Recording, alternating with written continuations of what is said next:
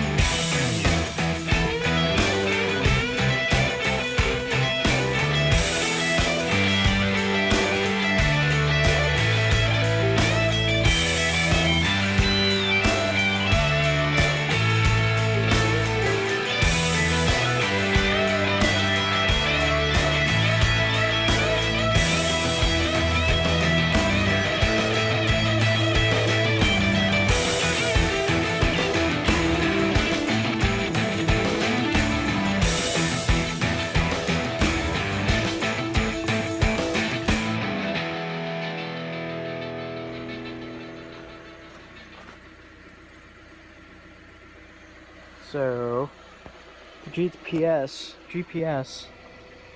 took me on an OHV road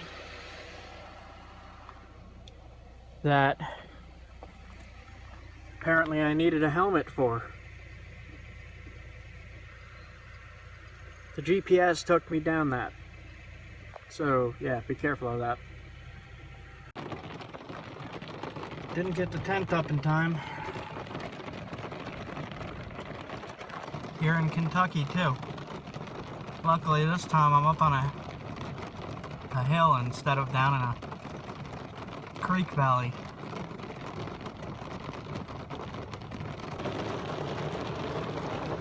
Guess I'm gonna sit in the car for a while.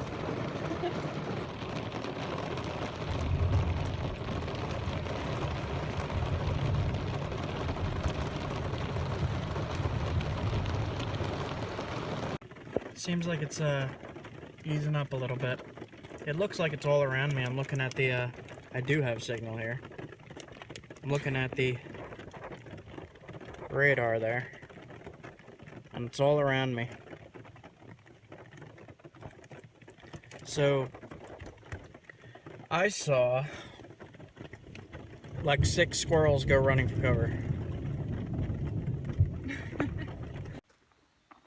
So I just wanted to test this rhyolite point that I made. Cut right through the sinew.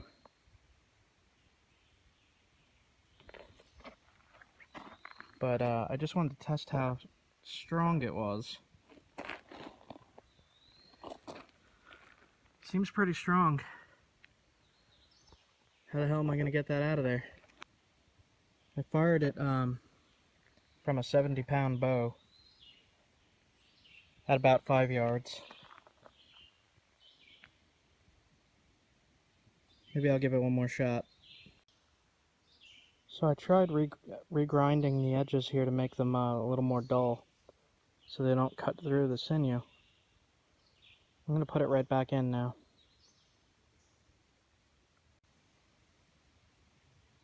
Alright, so I'm going to test the strength of this stone. It's rhyolite from North Carolina. And it's not dried completely yet, but I'm just testing the strength. So I'm going to hit right into that tree. Just want to see if the stone itself holds together.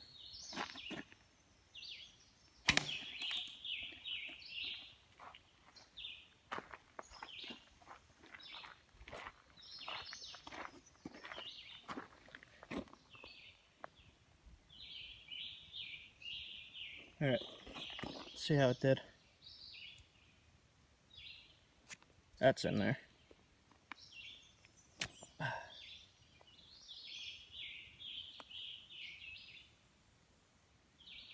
So this is the kind of stuff I like to work. If this was obsidian, this would be in 1,000 pieces.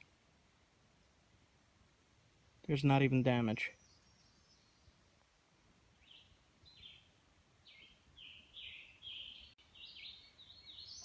Alright, so what happened here was I didn't let it dry all the way. So it just kind of slipped out. But if I'd let this dry all the way, it would have stayed in. It didn't damage the arrow at all. And I've fired this twice now into a tree. But it's still perfect.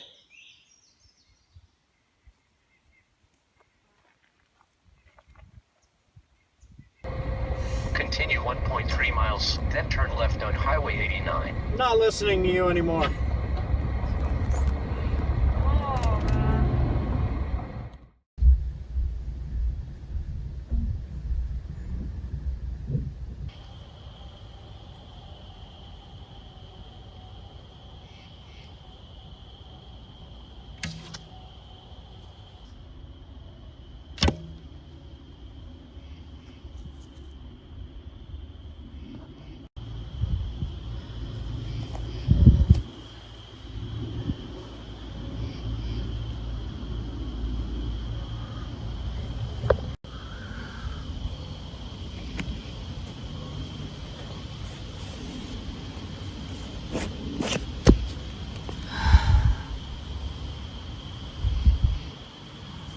Right here a little bit.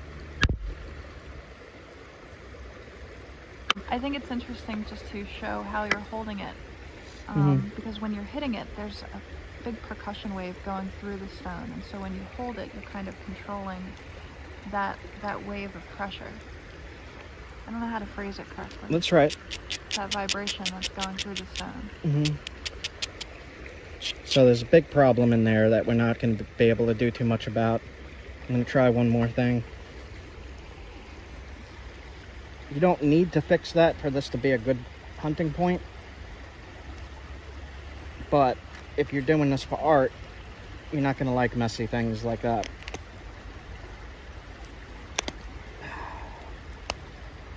This is just not going to work. It's risky.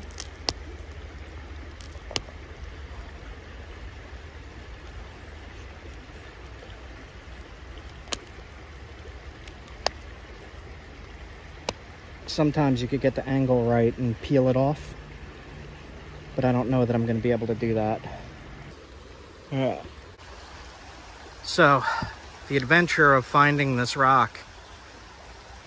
I came down to this river looking for flint that I could work, and I find it. I find it in a lot of places, guys.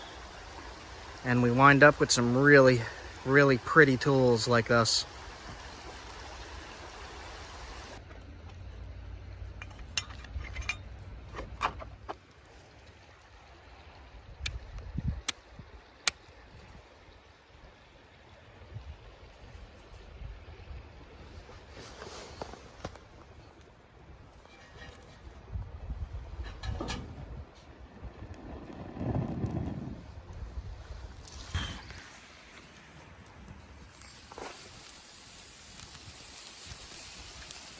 Tin foil into a plate for the burgers.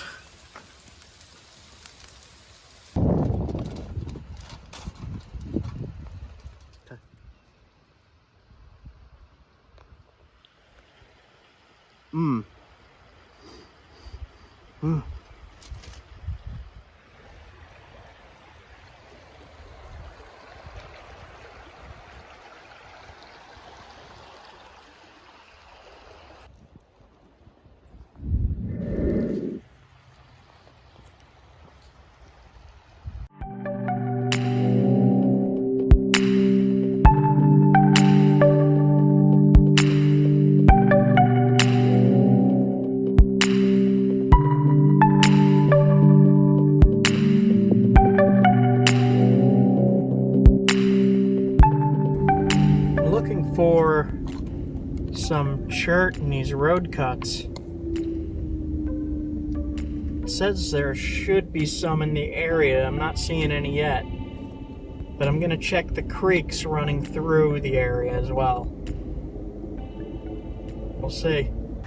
So I did read a report, one man's report, of there being chert just south of a town about an hour or two near Lexington, Kentucky. And seems like there's nothing. This is part of what I do to look for flint. I just look for little hints and explore the area. And unfortunately here I don't see anything. So part of what I do is I find these, little hints of where chert might be in creeks, rivers, road cuts, and areas where I won't disturb anything important. Anything that washes out into creeks is already disturbed, so that's cool. That's cool to take. You just have, it takes a lot of work to be able to find where these washouts are, or where it would be running through a road cut and maybe falling off into the road. And you just got to be careful. You got to make sure you know the laws. Like some laws say you can't pick up rocks. But it's a lot of detective work. It's a lot of trying to figure out where things might be, where they are. It's more difficult than you think. On to the next one. So I was hoping to find some new sources of chert, but so far I haven't found much of anything. I found a little bit of limestone, which I can work. You can work limestone. It's not as fun. It's a little more difficult and it's not as sharp, but it is pretty sturdy. If I don't find anything new this time, I'm gonna go back to a place that I have found some really good chert. So that's where I'll probably be heading if I don't find anything. But hopefully I find something about an hour that way. So if you're ever in Kentucky looking for flint and road cuts and creeks, be really careful. There's people let their dogs run in the street, and I've almost hit quite a few because they just bolt out. Like, I don't expect them to just bolt out like that, but there's just like free running dogs like pretty much everywhere in these little towns. They chase the car. And they chase the car barking, so like you got to be careful that they don't get under your back tire. But that's happened 3 or 4 times so far. And just now I saw dogs following people on horses going into the woods. But they were in the street, and there was just this line of dogs. It was interesting. It's a little chalky. Limestone. I don't know. Looks like shale limestone. It's weird. So we're getting a little bit closer, and in these road cuts, I see a little bit of limestone, but I don't see any chert yet. It's more like siltstone, shale, little bit of limestone, and I'm not sure what that is. It's cool looking though.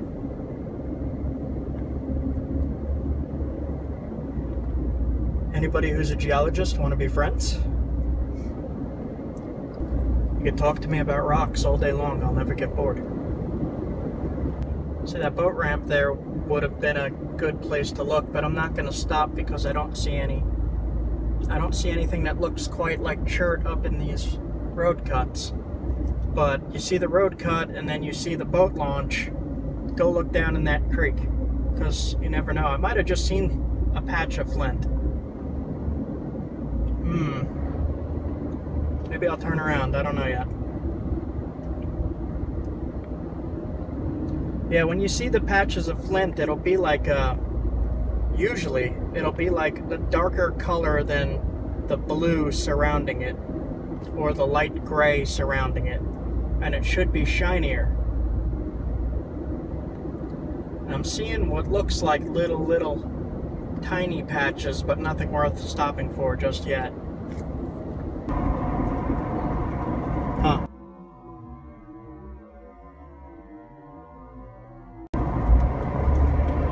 That seems dangerous.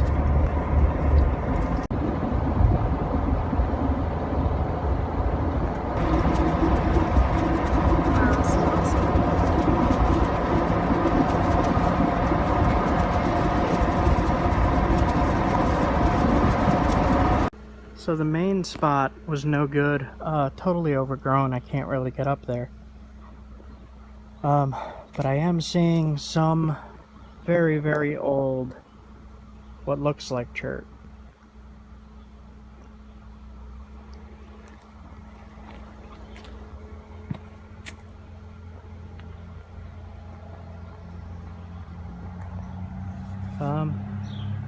Nothing I would consider good. It's more shell-like than anything. If you look right here, there's, well, yeah, it's shell-like. I mean, that's nothing I would take. Alright. Maybe on the other side it's more pure. I don't know, I can't get up there right now. Oh well. Alright, so to explain that a little bit better, it looked like it was, at one time, good chert. Over time, when it gets weathered, it turns more shell-like and it starts to fall apart, like I showed you. Maybe on the other side, at the top, there might be some really good stuff, but there's no way up there right now. Maybe during the winter, I would be able to climb up there, but right now it doesn't look too good. I went down to the riverfront to see if there was any rocks on the shore, but it was a very deep river and I didn't see any rocks at all, so I guess we'll just continue on. And I'm not really seeing anything, so that report may have been false. I'll check back again in winter and maybe get up top and see if there's anything at all, but it does not look like it. So one of the things I've been thinking about in looking for chert like this and reading geology reports and them saying, yes, there is high quality chert up here, and me going and looking and seeing that it's very old, very weathered, and not good for flint knapping at all. What I'm reading is coming from a geologist's perspective, and they aren't really looking at it from a flint knapping point of view. Whereas when I'm going to look, I'm looking for the shiny, glassy chert. Or something that fractures in a conchoidal way. Yeah, outwards like that. And in some of this stuff, I look at it and it is chert, or it was chert. In my not geology opinion, not a geologist opinion, at one time it was chert. That's the way I think of it. Like, at one time it was knappable. Now it's just falls apart into dust if you drop it on the ground like you saw in my video. And that's the problem I keep having. Fallen rock zone. Maybe I was wrong. Maybe there's some fallen rock that is flint. I doubt it, but maybe. One of the things that I really enjoy about this is I love exploring new places, and I love just adventuring. So I just got to see all those really cool cut-throughs. There's more coming. And I'm just in Kentucky. I've never been here before. And I'm just driving straight through to try to see if I could find anything. I'm also getting to see historic sites, and they seem to have a lot of markers around. I might have just saw some, so I made a U-turn. I'm not sure. Maybe. This is a pretty steep hill. I think I saw a spot to pull off, so if there is a spot to pull off, I'll go look. Alright, so I drove around a little bit more, and I found it. Problem being, it's about 90 feet up in the air. You need some mountain climbing gear, and it's about that big. It's pieces in a line about that thick. So that's a bust. that It was pink. it was pink. I've not seen much pink flint, pink chert.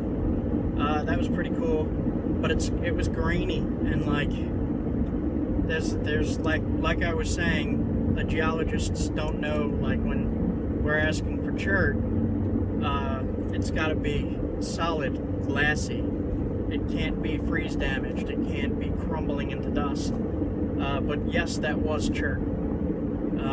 I wasn't able to get any video of it because, like I said, you need some mountain scaling gear, ropes and claws and grappling hooks and stuff like that, which, you know, I'm not going to do just to look at something this small. If we see any more, we'll video it. There's some. Yeah, it's right up there. It looks like little bricks. Yeah. Like little bricks going along the side of the highway. But it's not what I would consider a flint knapper's chert. There's a rest area coming up. Let's stop and see if there's another rock face there. Yeah, it says there's a rest area coming up in about a mile. I'll stop there and see if there's any more rock faces that maybe I can record to show you guys what I'm talking about. Yeah, because there it is again. So there is a vein going this way.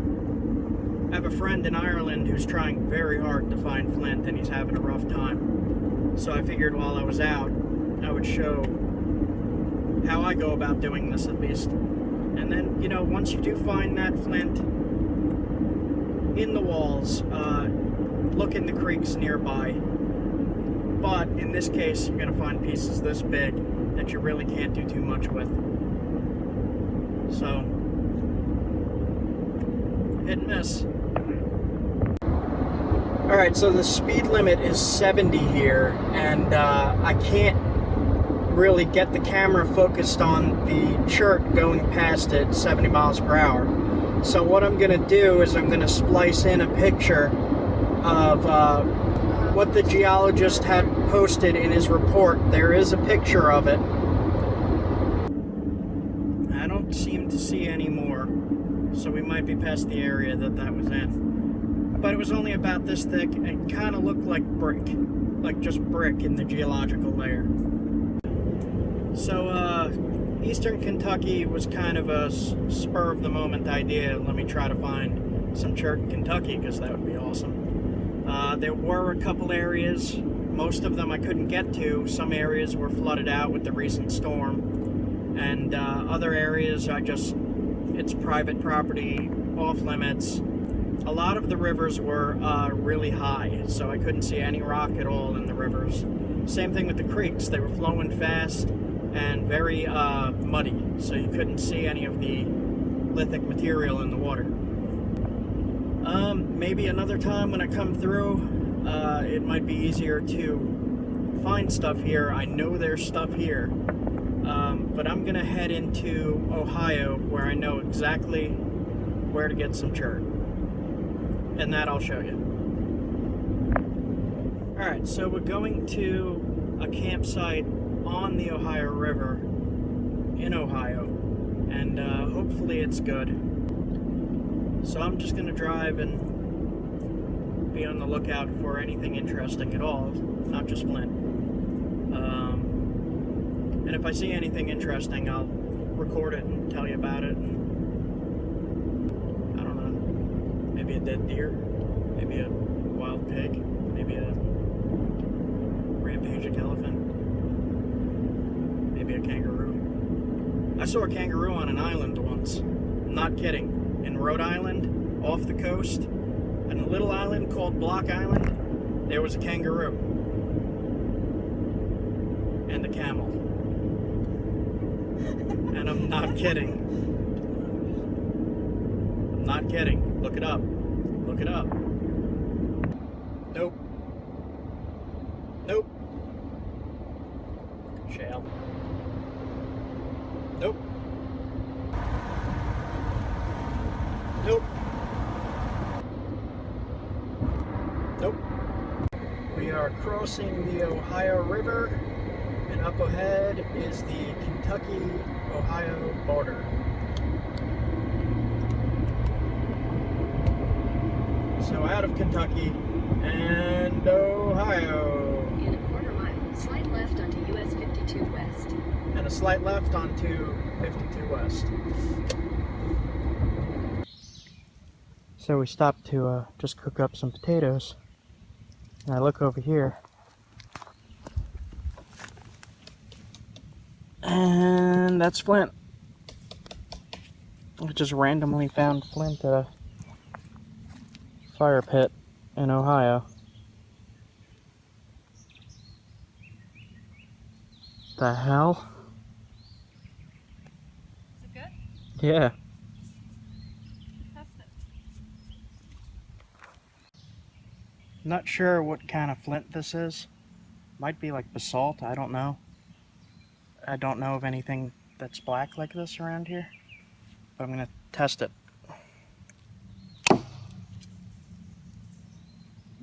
That's flint.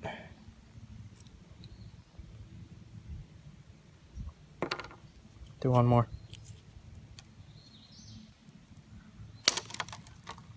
Yeah, That looks nice. that's good flint. Huh.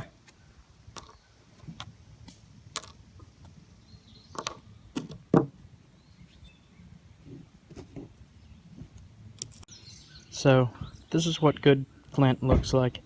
There's no arced edges or anything, so this is not an artifact.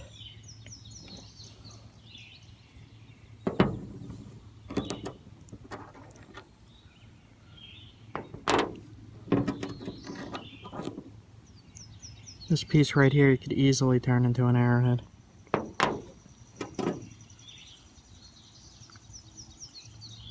have no idea what kind of flint this is. I'll have to look into it. So the value biscuit is like super salty, super thick bacon. I'm not eating that.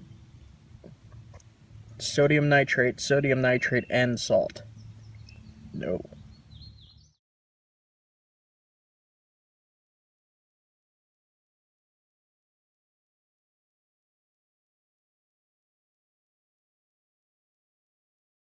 Found this little primitive campsite on a lake with the mountains. This is night 5 now. And I've been to this campsite before last year. And I really enjoyed it. It's really quiet. It's on this beautiful lake.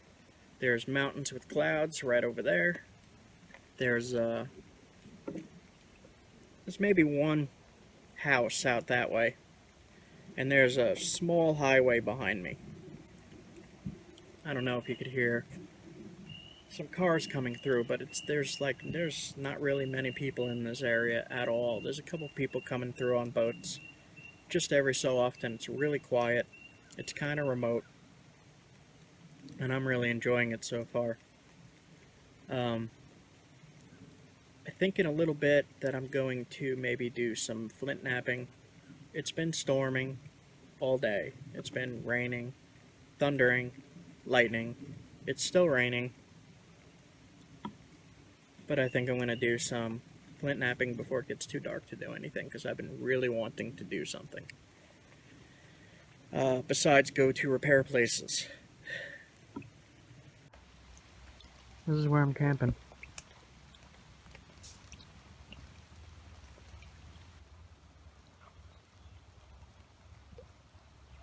There's some storming going on right now.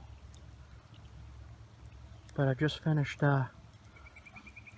napping up an arrowhead. And I'll show you what that looks like.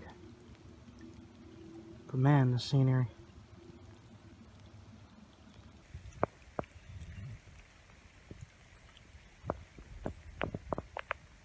I have this arrow shaft carved out. Now what I'm gonna do,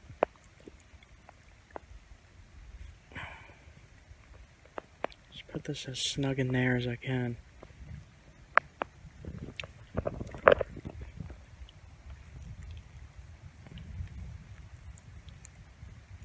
straight.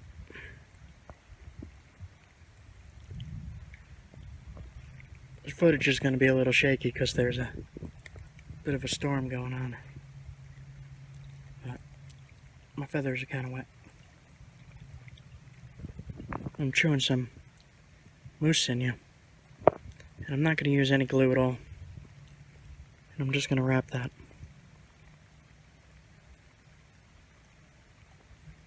I'll show you what it looks like when I'm done with it, because I'm recording this with my hand. Now usually I'll do these a little deeper and a little thinner of a point, but this one's a replication. This would have actually been a spear point. But it'll fly, and then it'll kill an animal. I just wrapped it with no glue. Trying to get some good light for you here so you can see there you go. Now these here, I took very big flakes off to thin it. Then on the other side, I took really little flakes to sharpen it. And you could see little tiny shots of rock taken off. And on this side, bigger shots of rock taken off. Now it is just a replication, but if you have a high-powered bow, this'll work. This'll definitely work. It's on bamboo.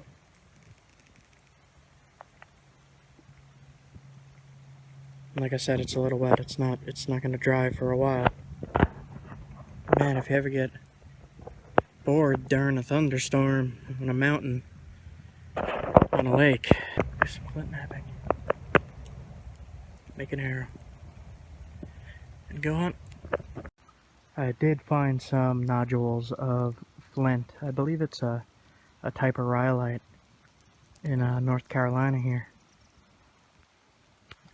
I did some research and I found that there was flint in the creeks in Uwharrie forest.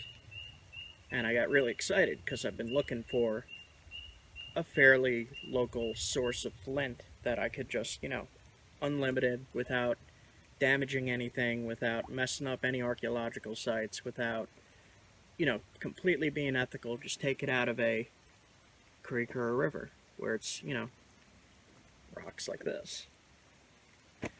So I get down there and I found one and I busted it open and it's junk. It's some of the toughest stuff I've ever worked, and I work some pretty tough stuff. This is a New York chert. This stuff is considered very tough, and I've been working this for a long time.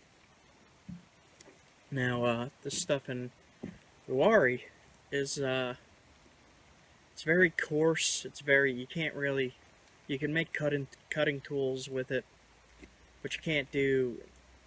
From the little bit I experimented with it, I did not like it.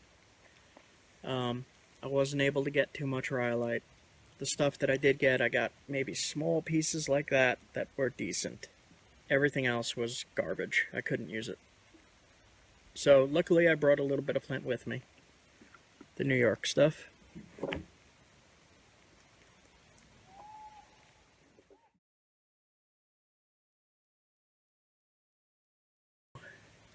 One of the things about Pisgah was I did a road trip last year very similar to this without the hunting. I was just looking for chert, stone tool, stuff to be able to craft stone tools.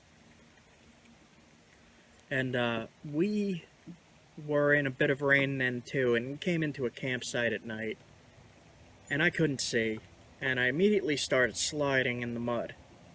So I'm sliding past the campsite, and there's a raging river right here. So luckily the car stopped right at the edge, and I had no signal. So Leah runs out into the road because she sees somebody driving past with kayaks. Now this is again like 2 o'clock in the morning. There were people luckily setting up to go downriver in the morning, and they were dropping off their kayaks. So these two nice guys got out of the car and helped pull and push my car out of the mud and stopped it from falling in the river.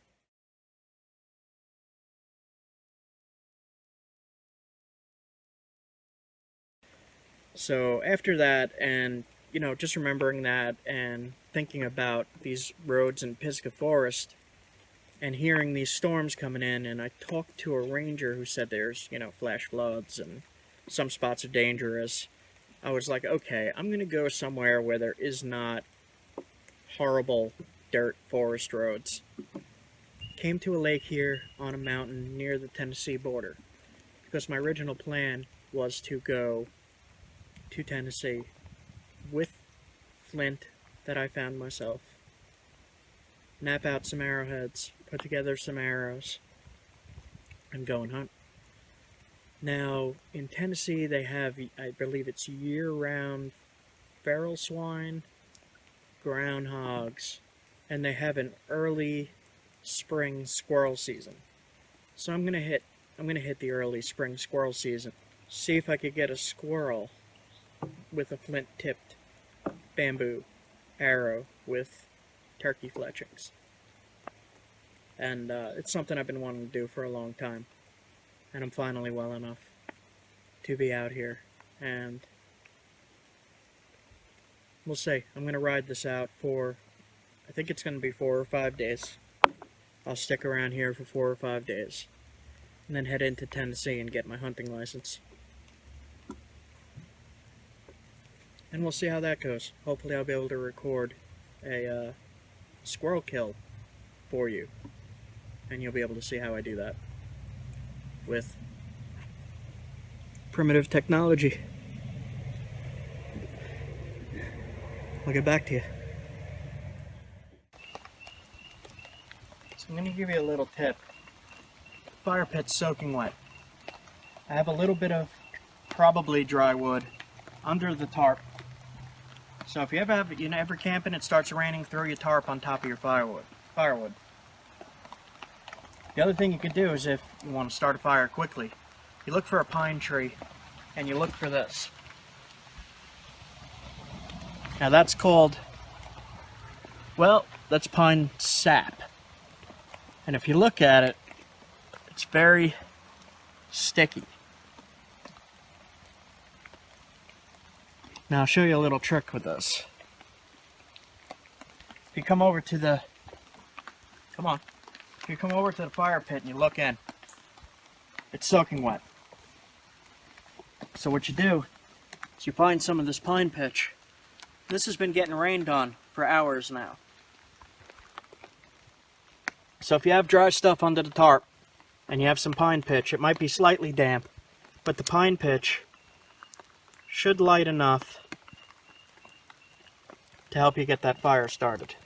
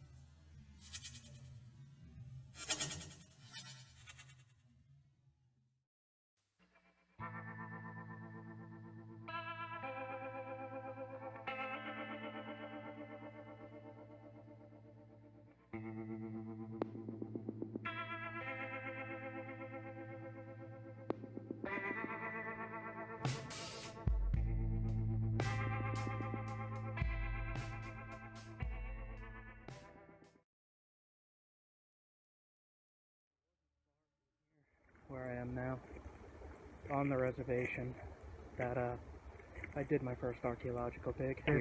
Start volunteering here. I kind of insisted that they let me go out in the field with the archaeologists and dig. And I believe the site that I was at, so long ago now, it was 12 years ago. I believe the site was about 8,000 years old, maybe 7,000. Very quickly got incredibly interested in archaeology, and I got a kit from my uncle. My uncle is a hunter down in Georgia, and I asked him, I was like, do you have deer antler and leather that you wouldn't mind parting with? So he sent me a kit. And in the kit was a bunch of deer bone, deer antler, deer hide,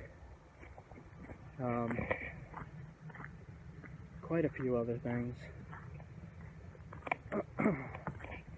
Little chips of flint that he has found in his backyard, which is, in my opinion, a whole different ballgame. It's way harder to flake. It's way harder to pop a flake off.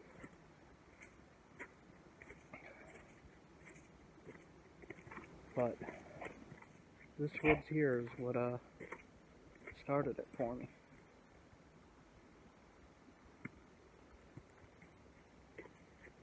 And it's a huge woods.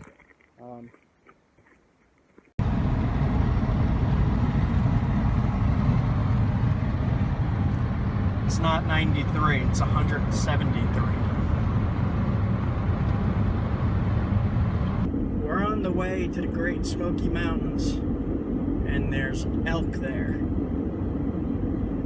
Elk with collars.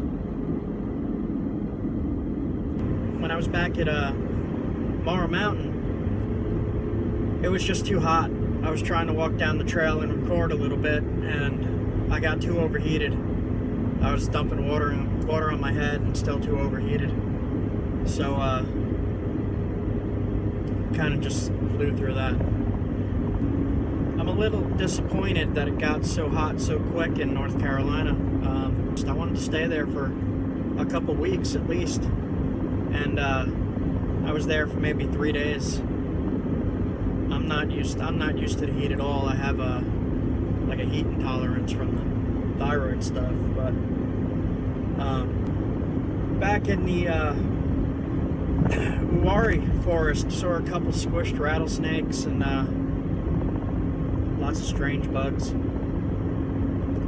A couple crazy looking newts, blue ones, crazy colors.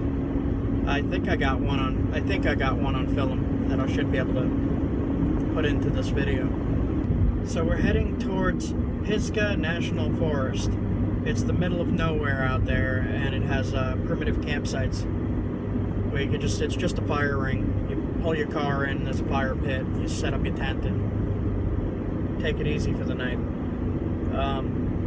After that, I'm going to head up towards Cherokee, and where hopefully I'll be able to see some of the elk that they reintroduced.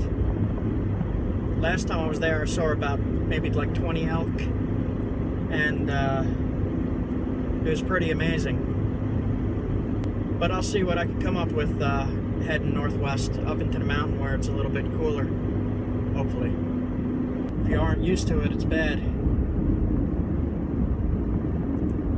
It's still 93. I can see the mountains though. They're right there. I wonder if the elk have gotten into Tennessee yet. I wonder if they've multiplied enough to start to spread out like an elk explosion.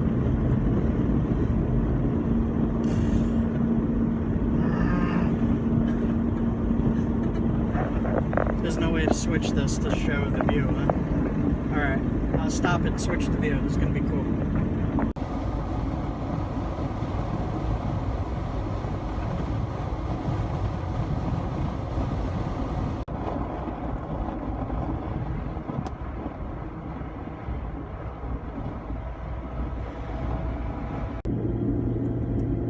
So I stopped for a minute to look at the hunting regulations in Tennessee.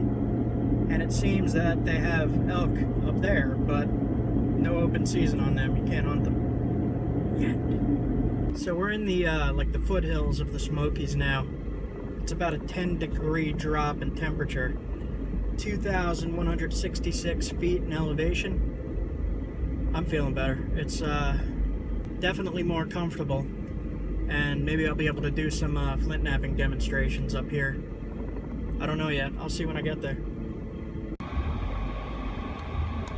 There is a giant lizard on top of that roof. So, it's much cooler up here. Much cooler up here.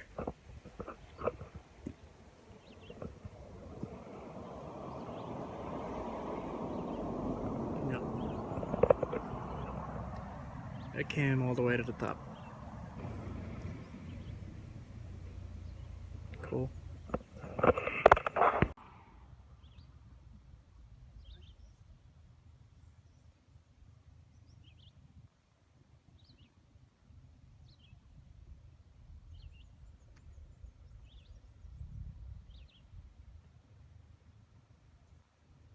So this is what these forest roads where you could camp look like.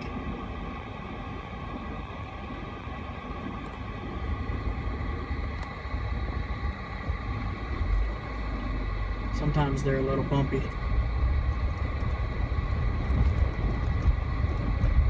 It's a turkey. So a turkey just flew up when that car drove past. I have a feeling it might be a little busy. It's Mother's Day weekend, it's Sunday. But we'll see how it looks.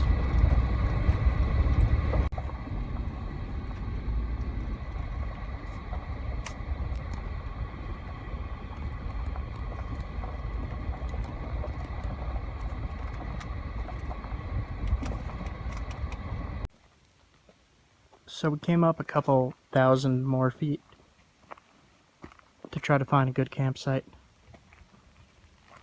We found a good one here. This says we can't leave any food exposed because of bears.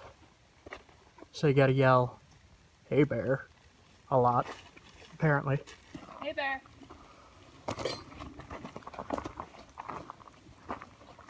And I'll show you what these primitive campsites look like. And this one's really good. Here's where you set up your tent. And just a little fire pit. Now this one's extra good because we can walk down this trail here.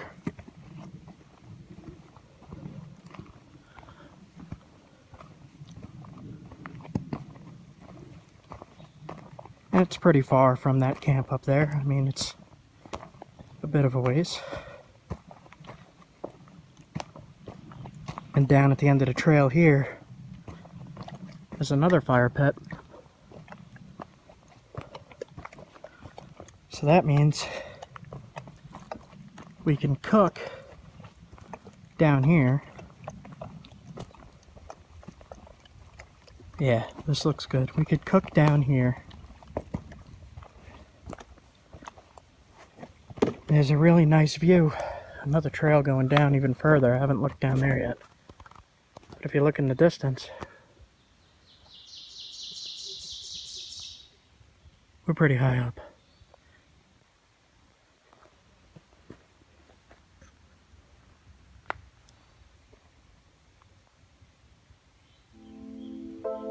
I think this will be good for a few days.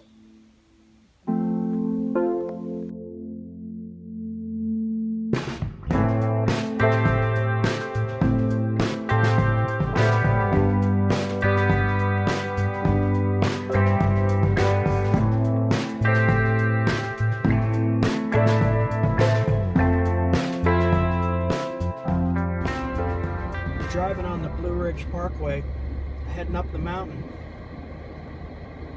And I started hearing noises from the front of my car. So I got out, and the engine splash guard was snapped and hanging off. So I tied it back up with some hemp string, and I called one place. It was called First Aid Auto, and I spoke to the manager. His name was Seth, and he told me to come right down and he'd take a look at it. So I got down there and he gave me the pieces for free, put it all together, and sent me on my way. So now I'm going to enter a tunnel.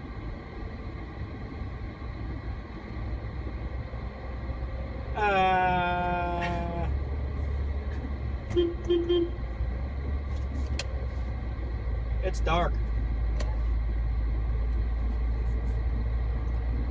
So I'll put in pictures of his auto repair shop and his contact information for anyone that's ever in the area here near Pisgah Forest.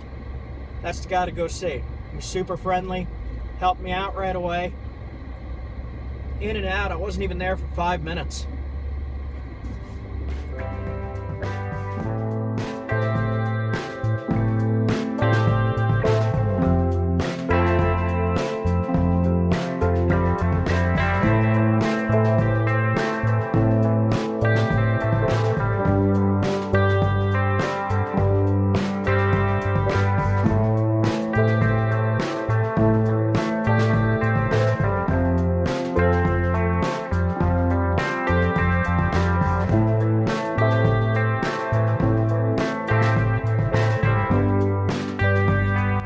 One of the elk.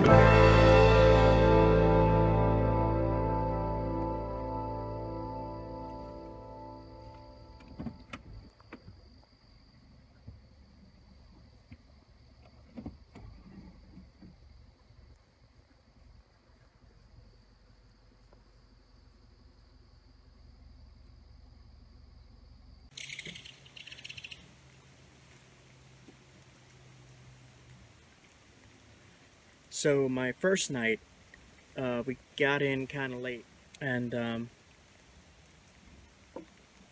we pulled into a pretty dark campsite. I saw where the tents were set up, and all of a sudden I saw some movement around my driver's side window, and I had all the lights off, so I put the headlights on, and I'm still sitting in the car. We had just gotten there. We were starting to move stuff around to be ready to set up camp. And I just see this dark shadow move past. So I put the lights on, and I put on the brake, and I looked behind me, and I just saw a tail, fluffy tail go past. So I said to I said to Leah, who was sitting next to me, take a look behind you and let me know what you see.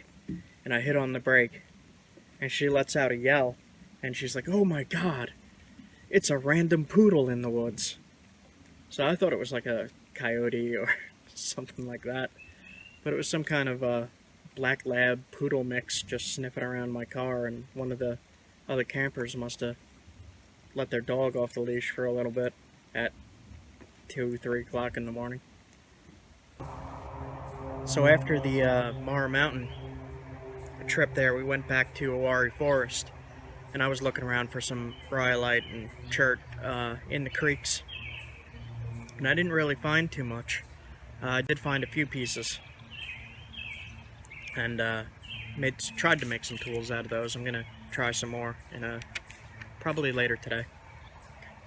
But at Uwharrie Forest, they had the primitive dispersed roadside camping, and hiking trails, off-road vehicle trails. They had a big lake. They had creeks everywhere.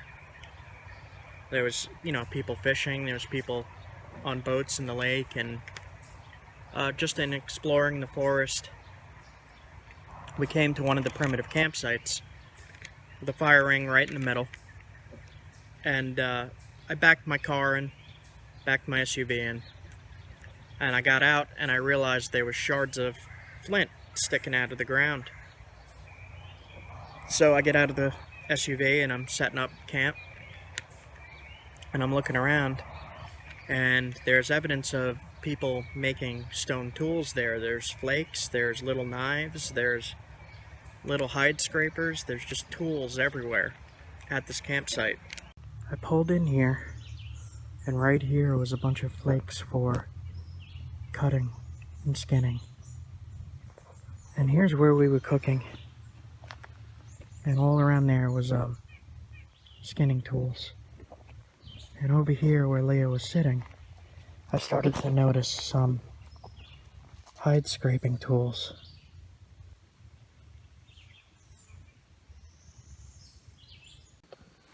So here's the fire pit, and all of these are tools.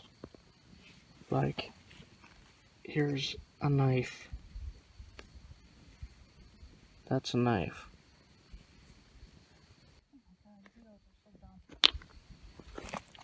There's little, scrapers everywhere. And just look, it just goes and goes. And we're literally sitting on these tools. And I was like, wow, this, why does nobody see this? Well, anyway, I plan to do some primitive camping and, look for the chert. So I figured around this camp would be a good place. I was like, okay, down at the creek there might be flint in the creek, and that's why there's tool making material right here. Maybe they were making harpoons for hunting. Maybe they were making harpoons for fishing and spears for hunting. So I set up the tent, backed the car in, and made some food.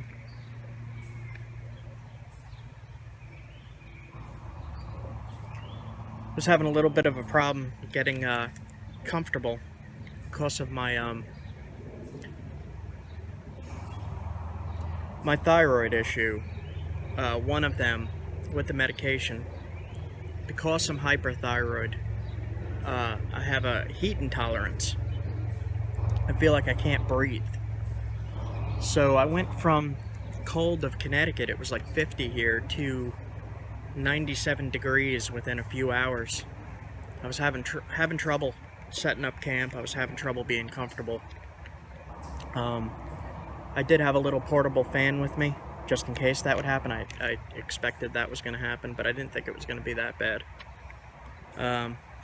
So once I finally did fall asleep, all of a sudden I hear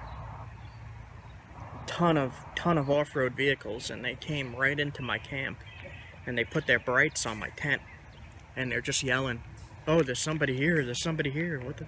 And I was like, what the hell? Yeah, there's somebody here. Don't shine your freaking lights into my tent and start yelling. And they stayed there for about 5 minutes. And then they drove off, but then they were looping all night long, the rest of the night, all night long. 3 o'clock in the morning, 4 o'clock in the morning. The next day I was like, alright, I don't want to be near the off-road trail because I couldn't sleep. So I get up and I start packing up camp. And I get into my SUV, I turn the ignition, and I look and I see the tire light is on. I get out, and I look, and I have a flat tire. I'm like, what the hell? So we went down the road, and there was a gas station with an air pump, and I just filled the tire. And I went to the shop. Drove all the way to the shop. On the drive out of town, saw some signs and stuff and some papers that said, you know, Bigfoot, legends of sightings. Look at the tracks. And so as we were driving out of the forest, there was a guy walking with Bigfoot feet, and he was just stomping. And he was stomping, making the impressions. So I thought that was amusing. And it was, you know, just down one of the forest roads. He was just walking with these Bigfoot feet, making trails. I didn't think to video that because I was in the middle of trying to get my tire fixed, and I was like, what am I going to do? I didn't want to get stuck in the woods with no signal and just be on a forest road with off-road vehicles flying down it, so I just wanted to get out of there. We went to Walmart Auto to repair it. I waited around for about an hour, and they only charged me $10 to fix it. So that was cool. Only $10 to plug the tire, and they told me that something must have stabbed into the tire and popped it, because there was nothing stuck in there, just stabbed. So I was like, it was the flint. It was the flint at the campsite. While we were waiting, it was so hot that our shoes were melting to the pavement, to the blacktop in the parking lot. So it was just too hot. Like with my thyroid issue and all, and the heat intolerance, I felt like I couldn't breathe. So I wanted to head up north into the mountains just a little bit. The other thing I really wanted to do at Uwharrie Forest was hold a gathering and you know, teach some people how to do flint knapping and how to make stone tools, how to make stone weapons, how to make arrows, and just, you know, teach some people, maybe like $10-20 a person. And I just couldn't do it. It was too hot. So I'm looking to do something up north more. You know, I got to get this this thyroid thing figured out. I can't be so high on the medication. I can't be at such a high level of medication because it makes me out of breath. It makes me not able to do hard work and not able to tolerate heat at all. Like at all. Like I can't breathe. I feel like I gotta go to the hospital. And I guess that's a common thing with this condition that I have, hyperthyroidism. Well, it's actually, I had my thyroid taken out, and so technically I'm hypothyroid, but with the medication they give me, it keeps me hyperthyroid, which means high thyroid, and that gives a lot of like a high pulse, out of breath feeling, ringing in your ears, nausea, all kinds of crazy symptoms. But I'm figuring it out. I've lowered my dose, and a lot of the symptoms went away, but now I still have the heat intolerance, and that I can't seem to figure out. So I'll talk to the doctor more and I'll see what he has to say about it. But I suspect that I have to be lowered more. And then, you know, I'm doing my thing. I'm doing okay. I'm alright. I'm good.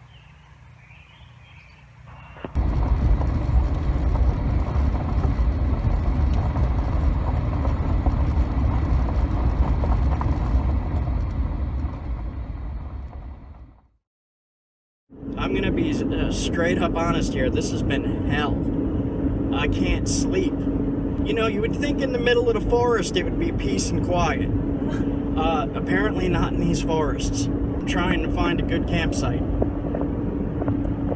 And she just wants to sit still. And I do too, but I wanna make sure we're not drowning in mud.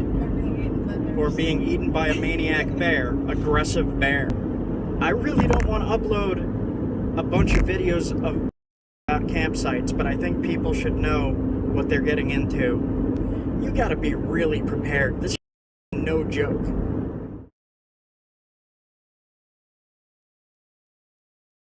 This is why we keep moving. This does not look good.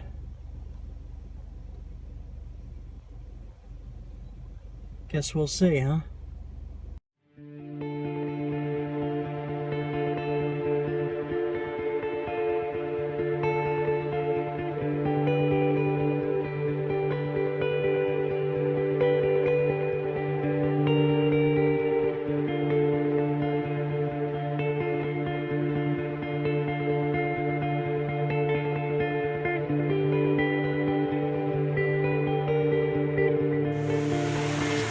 Video here. There's a lot of people around. This is really cool.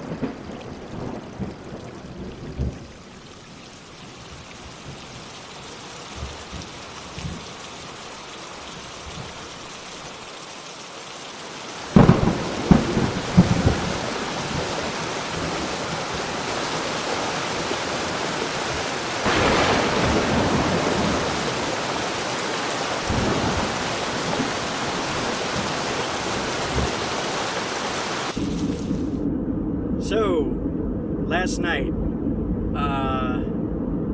in Cherokee Forest last night, at that campsite across from the old church, I started to hear the water pick up. I started to hear it move faster. Then, after that, it started to rain real heavy, real fast. So I got up and I told Leah, get up, we gotta go. I don't trust this spot.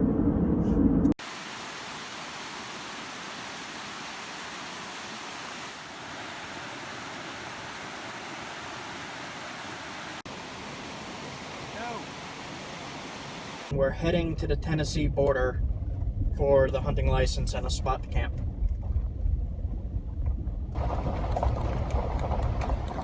Jesus.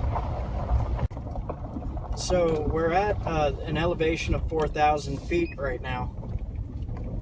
And these roads are not anywhere near as bad as Pisgah.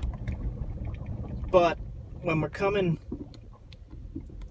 down the hills, well, down the mountain, I should say, the gravel is not very steady, and I feel like I'm slipping a little bit, and you're not going to be able to see it on camera, but to the right is huge cliffs, and it's making me quite a bit nervous to be driving on this road.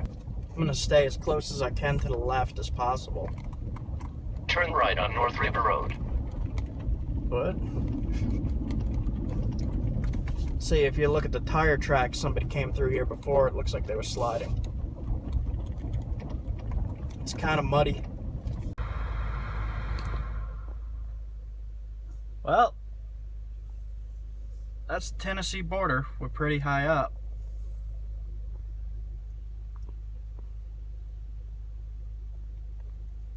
So about to cross in now. Looks like Tennessee. Sounds like Tennessee.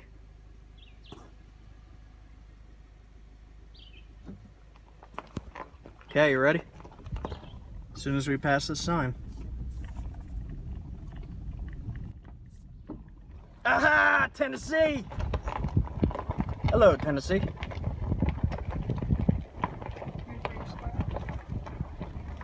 Hey, you better watch out, squirrels. Where are the squirrels? Where are you?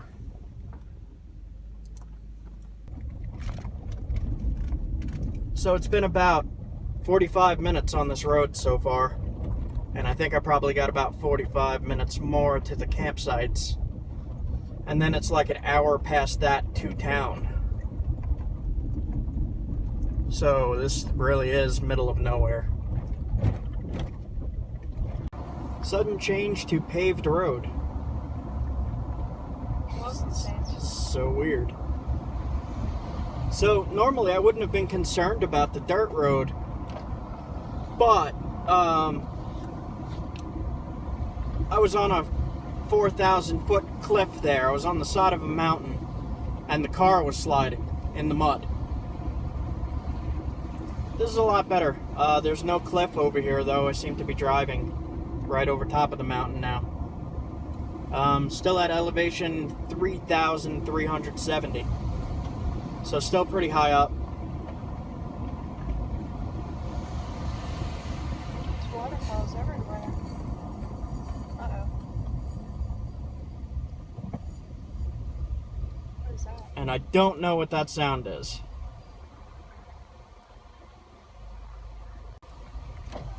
So apparently my brakes didn't handle that very well.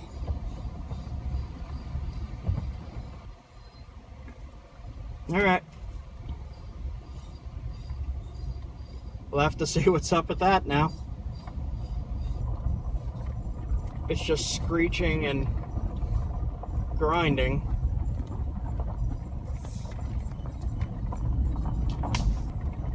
These are brand new brake pads. I had some installed right before I left. So hopefully it's just some sand or gravel stuck in the pad or something.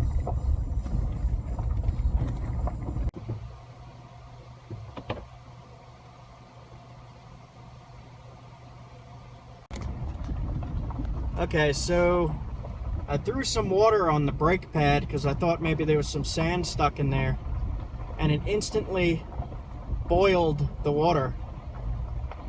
I drove a little bit more, kept up with that grinding, squealing sound.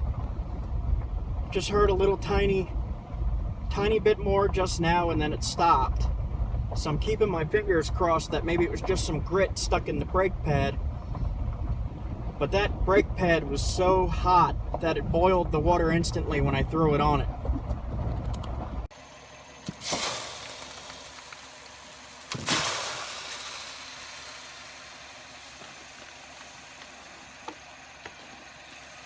Okay, it's been about 5 more minutes and the noise has not come back. So I'm pretty relieved about that, but I'm not getting my hopes up too soon here. We got about 6 more miles till the campsites start. Supposedly, hopefully. If not, it's an hour drive from here to town on this road. I'm still hearing some strange noises.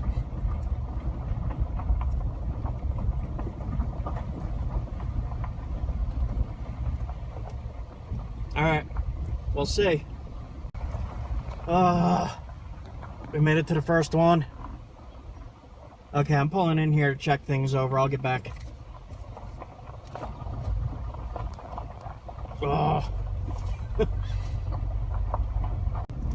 Now just to make things clear here, I'm in a packed SUV with a lot of weight to it. This is not an off-road vehicle. And there's just along this whole road, let me disconnect you for a second here. There's campsites right on the water. It's pretty amazing. It's beautiful here. And it's marked as a campsite. I'm gonna pull up to this so you can see. This is campsite number 8, North River.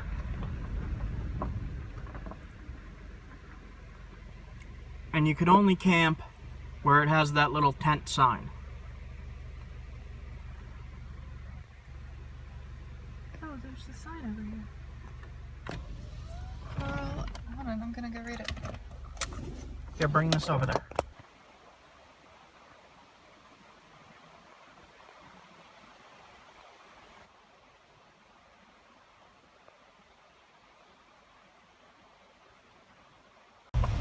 All right, so it's been a while now, and that sound has not come back.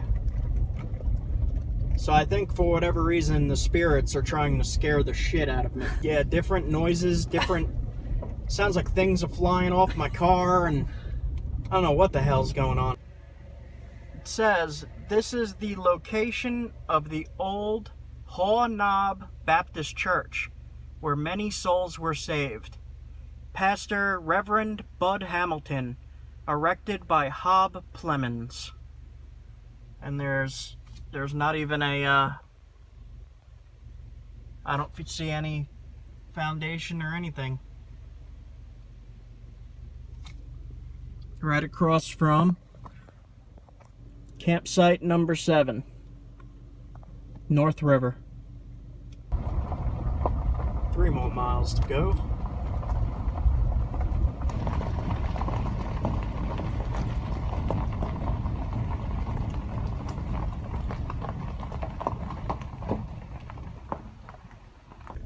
There is some kind of bee on my windshield. Go away, bee. So I pulled into the North River checking station. Some activity up there, but this is a cool little stop point. They have some reading material here. What to do if you encounter a bear. Map. More info. Family campground. There's a fireplace here. And a fan. Cherokee Forest rules for forest visitors.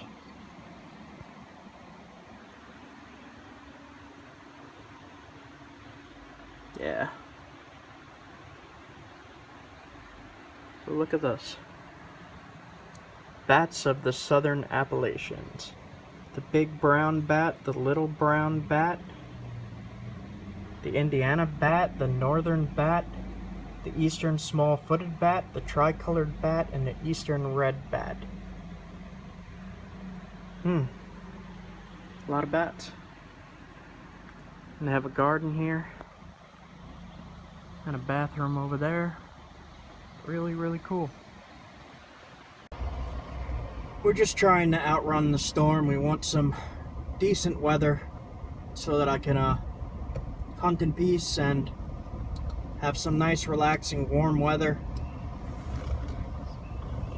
There's a tropical storm coming up apparently, and hopefully that's being, I can't really see the weather, I can't see the news, so I'm just getting bits and pieces. But if it is a tropical storm coming up, hopefully it's being broken up by the mountains. 7 miles to north, 35.31882 degree W, 84.13820 degrees on left.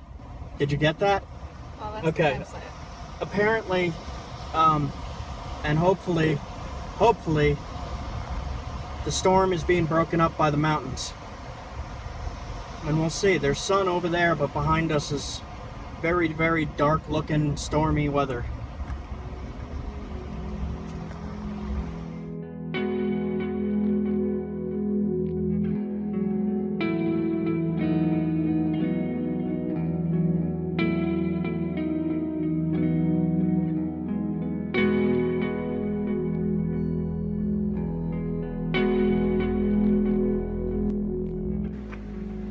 So we decided on the campsite across from the old Hoana Baptist Church, where many souls were saved.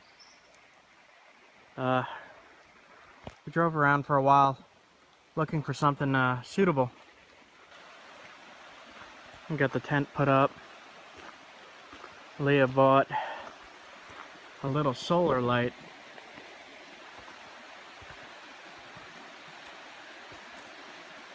So we'll see how that works. And there's water access right there.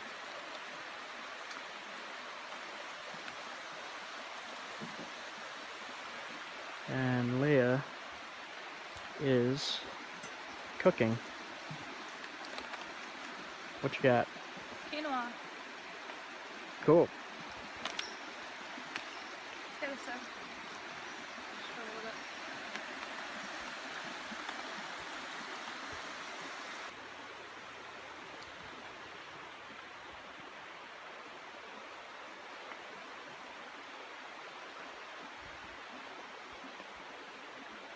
Seems pretty peaceful.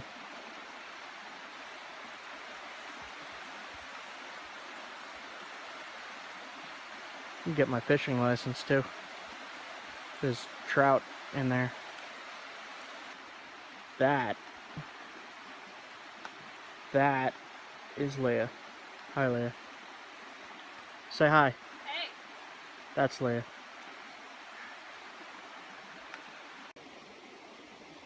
Right next to where we set up the little light post is a rock, and on this side is a carving.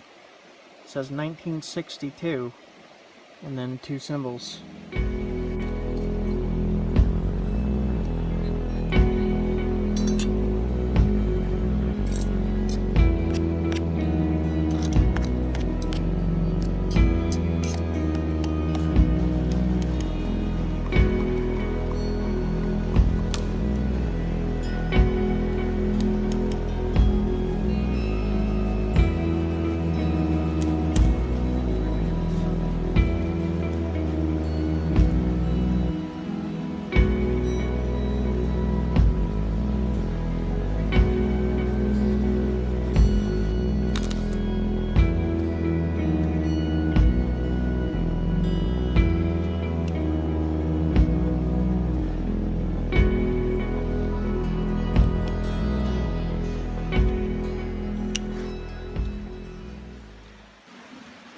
Show off your little spice packets.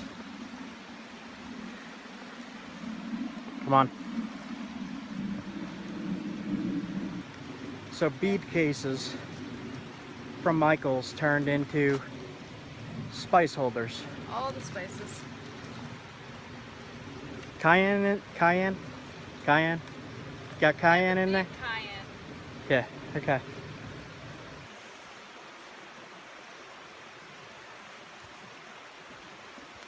So we got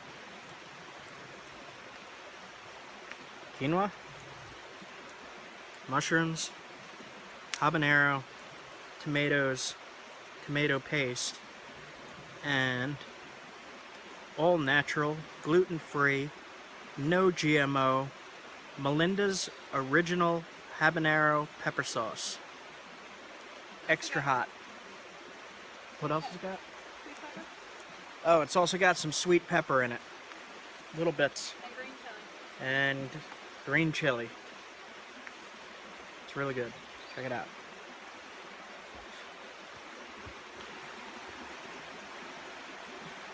Tastes better than it looks. Okay. So everything so far in Tennessee has been way cheaper than back home in Connecticut. I have no idea what a value biscuit is. says it's Tennessee River Smokehouse Value Biscuit Country Ham. $1. Value biscuit. Going to try it. I have no idea. I have no idea. It lists sodium nitrate twice. And salt. So,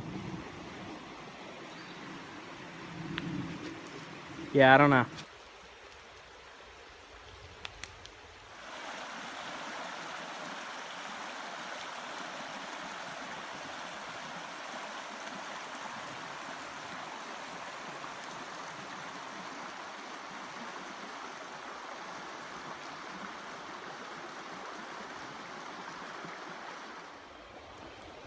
Wanted to show you guys something.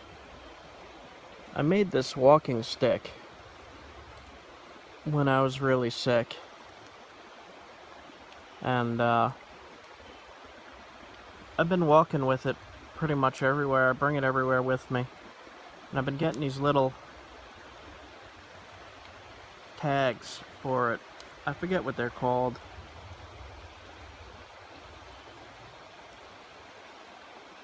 And I don't have all of them on here yet. But as I go along, I've been collecting them. I made a little modification to it.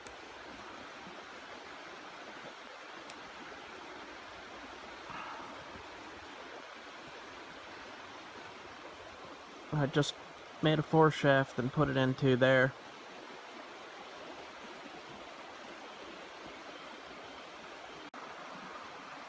One of the things I like about this is I tie the foreshaft around the walking stick, pretty much so that this is covered and you're just walking with this pointing down so you're safe. You have a walking stick which is sturdy and good, and then if you need this added protection, you just pop it in, and then you have a spear that has like a 7-foot reach. And then if you don't need it, you just pop it back out and you have a walking stick. Tie it back on and you're good to go hike.